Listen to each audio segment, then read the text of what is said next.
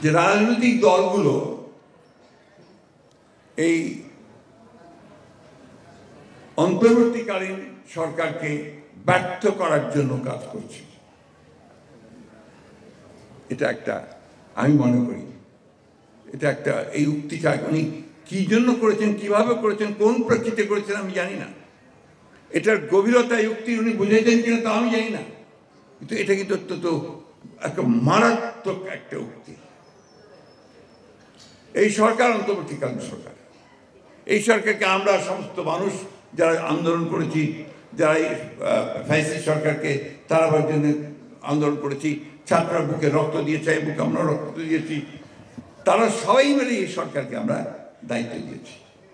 এবং এই সরকারকে দায়িত্ব দিয়েছি যে তারা আমাদের জন্য একটা পরিবেশ তৈরি করবে, এই রাষ্ট্রকে মোটামুটিভাবে একটা নির্বাচনমুখী করে নির্বাচন দিকে নিয়ে গিয়ে নতুন একটা রাষ্ট্র করবার সুযোগ করে দেবে। এই জন্য আমরা সবাই তাকে সাহায্য দিয়েছি। বিশেষ করে আমরা বিএনপির তরফ থেকে প্রথম থেকেই তাদেরকে আমরা সমর্থন দিয়েছি, এখনও তাকে আমরা সমর্থন করে দিচ্ছি, এমনকি এই মুহূর্তেও তাদেরকে আমরা সমর্থন করছি। কেন আমরা চাই যে তারা কাজগুলো শেষ করে তারা আমাদেরকে, জনগণকে তাদের প্রতিনিধি নির্বাচন করার সুযোগ করে দিয়ে তাদের পার্লামেন্ট, তাদের সরকার তৈরি করার সুযোগ করে দেবে। কিন্তু যখন এই কথা বলেন যে রাজনৈতিক দলগুলো অন্তর্বর্তীকালীন সরকারকে ব্যর্থ করার জন্য কাজ করছে, এটা অত্যন্ত মারাত্মক একটা অভিযোগ। আমি তীব্রভাবে প্রতিবাদ করছি এবং আমি মনে করি যে এই ধরনের উক্তির তার প্রত্যাহার করা উচিত। এবং আমি এটা মনে করে দিতে চাই যে দয়া করে রাজনৈতিক দলগুলোকে বা রাজনীতিকে আপনাদের প্রতিপক্ষ বানাবেন না। রাজনৈতিক দলগুলো আপনাদেরকে সহযোগিতা করছে, কারণ এটা রাজনৈতিক দলের দায়িত্ব।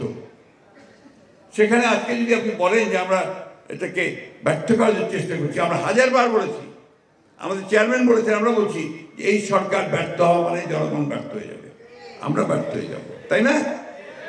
তাহলে এই কথাটা ওনারা কেন বলবেন?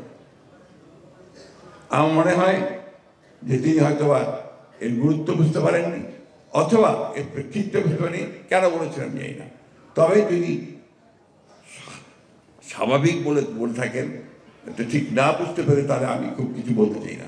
কিন্তু উনি জেনে শুনে বলেন, তাহলে আমি অবশ্যই এর তীব্র প্রতিবাদ ও নিন্দা জানাচ্ছি, প্রত্যাহার করার জন্য অনুরোধ করছি। প্রতিটি মুহূর্ত আমাদের এখন সতর্কতার সঙ্গে পার হতে হবে। প্রতিটি কথা আমাদের এখন মেপে কথা বলা দরকার।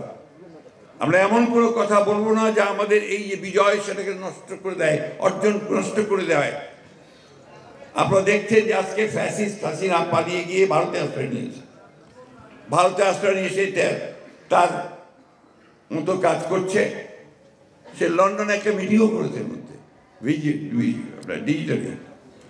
ডিজিটালি সে লন্ডনে আওয়ামী লীগের নেতাকর্মীদের নিয়ে একটা মিটিংও করেছে। অর্থাৎ সে সক্রিয়, সে অ্যাক্টিভ, সে তার কাজ করছে আবার ঋত ক্ষমতাকে ফিরে পাওয়ার জন্য।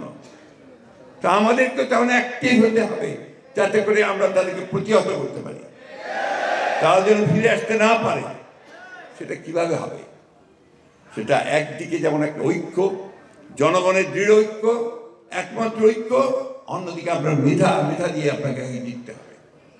যে কথাটা আমি আজকাল প্রায় বলছি, এই স্লোগান আর এই আপনার তালি, এটা দিয়ে কিন্তু আপনি জিততে পারবেন না। জিততে হলে আপনাকে সোশ্যাল মিডিয়ায় জিততে হবে। সামাজিক যে আপনার যে টুইটার, ফেসবুক, এর মধ্যে সেই যুদ্ধ করতে হবে।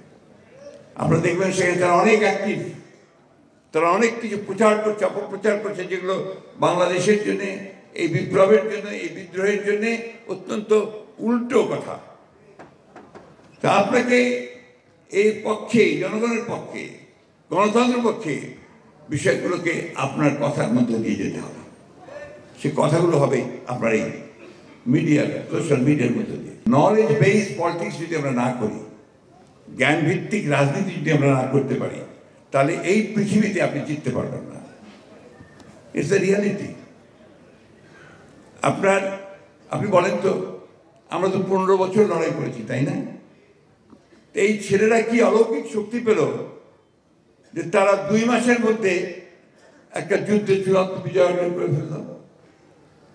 সেই শক্তিতে কি ছিল? Social media. সেই শক্তিতে ছিল তাদের এই কথা, তাদের লেখা মানুষগুলোর কাছে কাছে পৌঁছে গেছে শুনত। এটা আপনাদেরকে অর্জন করতে হবে এবং সে তরুণদেরকেই করতে হবে। এই তরুণেরা সবসময় পাল্টায়, তারা সমাজ বদলে দিতে পারে, তারা মানুষের চরিত্র বদলে দিতে পারে, দেশ বদলে দিতে পারে। তাদের সেই শক্তি আছে, সেই শক্তিকে আপনাদেরকে কাজে লাগাতে হবে।